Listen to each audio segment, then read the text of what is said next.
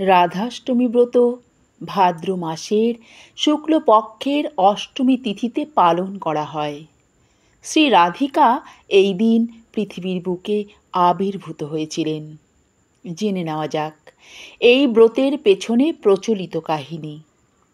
সূর্যদেব একসময় পৃথিবী ভ্রমণ করতে এসে পৃথিবীর রূপ আনন্দ দেখে আকৃষ্ট হয়ে মন্দর পর্বতের গুহায় গভীর তপস্যায় মগ্ন হন। এইভাবে অনেক দিন কাটলে পৃথিবী অন্ধকারাচ্ছন্ন হয়ে পড়ে। তখন স্বর্গের দেবতারা ভীত হয়ে শ্রীহরির কাছে সাহায্যের জন্য যান।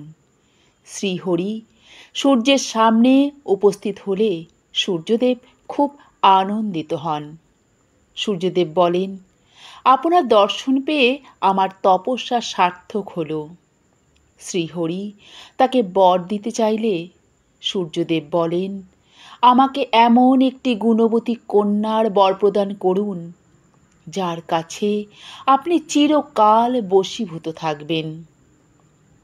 শ্রীহরি তথাস্তু বলে তাই বর দিয়েছিলেন। শ্রীহরি বলেছিলেন, পৃথিবীর ভার লাঘবের জন্য আমি বৃন্দাবনের নন্দালয়ে জন্মগ্রহণ করব। তুমি সেখানে বৃষভানু রাজা হয়ে জন্মাবে। শ্রীমতী রাধা তোমার কন্যা রূপেই জন্মগ্রহণ করবে। এই ত্রিলোকে আমি একমাত্র শ্রী রাধিকারই বশীভূত থাকব। রাধা ও আমার মধ্যে কোনো প্রভেদ থাকবে না। আমি সবাইকে আকর্ষণ করি, কিন্তু একমাত্র রাধিকাই আমাকে আকর্ষণ করবে। এরপর শ্রীহরি নন্দালয়ে জন্মগ্রহণ করেন। সূর্যদেব বৈশ্যকুলে জন্মগ্রহণ করে বৃষভানু রাজা হলেন এবং গোপকন্যা কীর্তিদার সঙ্গে তার বিবাহ হল। তারপর যথাকালে ভাদ্র মাসের শুক্লপক্ষে অষ্টমী তিথিতে ধরিত্রীকে পবিত্র করে কীর্তিদার গর্ভে শ্রীমতী রাধারানী জন্মগ্রহণ করেন। এই রাধারানীর আবির্ভাব তিথি রাধাষ্টমী নামে পরিচিত। অন্য এক বর্ণনায় বলা হয়, সেই সময় যমুনা নদী বর্ষানার রাভেল স্থানটির পাশ দিয়ে বয়ে যেত। একদিন রাজা বৃষভানু নদীতে স্নান করতে গিয়ে দেখলেন হাজার সূর্যের আলোর মতো জ্যোতির্ময় এক সোনার পদ্ম ঠিক যমুনা নদীর মাঝখানে ফুটে আছে, যার মধ্যে আছে একটি ছোট শিশুকন্যা। তারপর ভগবান ব্রহ্মা এসে বিস্মিত রাজাকে জানালেন যে রাজা বৃষভানু ও তার পত্নী কীর্তিদা পূর্বজন্মে ভগবান বিষ্ণুর পত্নীকে কন্যারূপে লাভ করার জন্য কঠোর তপস্যা করেছিলেন। তার ফলস্বরূপই এই জন্মে রাজা স্বয়ং ভগবান বিষ্ণুর পত্নীকে কন্যারূপে পেয়েছেন। এরপর রাজা বৃষভানু সেই শিশুকন্যাকে নিয়ে এসে তার পত্নী কীর্তিদার হাতে তুলে দিলেন, কিন্তু তারা দেখলেন শিশুটি কিছুতেই চোখ খুলছে না। তারা ভাবলেন শিশুটি বোধহয় অন্ধ। তখন নারদ মুনি রাজা বৃষভানুর কাছে এসে রাজাকে শিশুটির জন্মের জন্য আনন্দের উৎসব করতে বললেন। নারদ মুনির কথা অনুযায়ী রাজা বৃষভানু উৎসবের আয়োজন করলেন। সেই উৎসবে নন্দ মহারাজ শিশু কৃষ্ণ সহ সপরিবারে এসেছিলেন।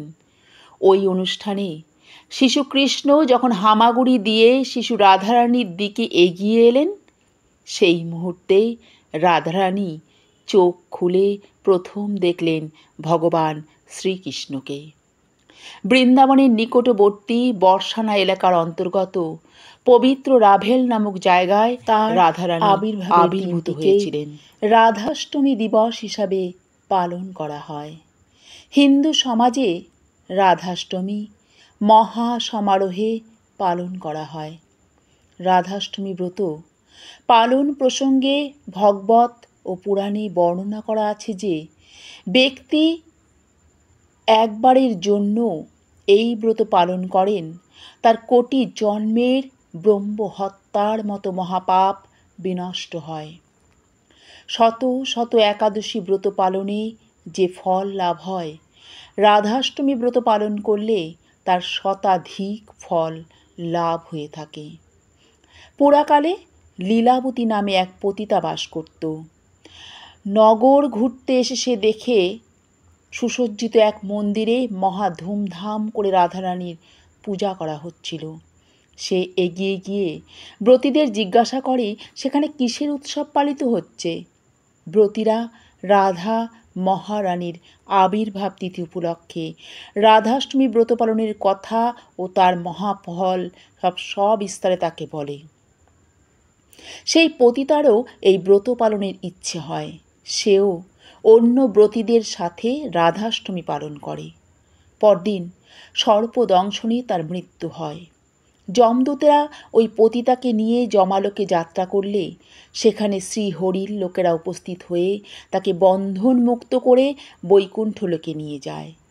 এইভাবে ওই লীলাবতী নামে পতিতা নারীও রাধাষ্টমী ব্রত পালন করে সর্বপাপ মুক্ত হয়েছিলেন।